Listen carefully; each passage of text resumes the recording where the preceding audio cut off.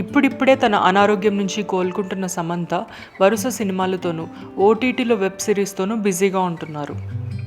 పోయిన ఏడాది రిలీజ్ అయిన యాక్షన్ థ్రిల్లర్ మూవీ యశోదాలో నటించారు సమంత. యశోదా సినిమాలో థ్రిల్లింగ్ కథతో పాటు తన నటన, యాక్షన్ సీక్వెన్సెస్తో మంచి పేరు సంపాదించుకున్నారు సమంత.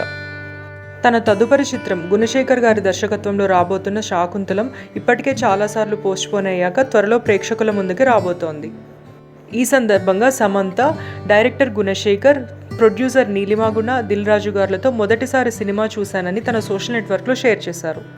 గుణశేఖర్ గారు, యూ హ్యావ్ మై హార్ట్, మన ఇతిహాసాలలోని ఒక కథకు మీరు అద్భుతంగా ప్రాణం పోశారు.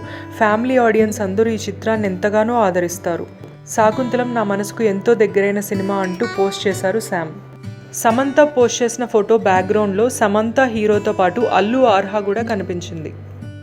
శాకుంతలంలో అల్లు ఆర్హా మొదటి పోస్టర్ ఇదే కావడంతో ఈ ఫోటో బాగా వైరల్ అయింది.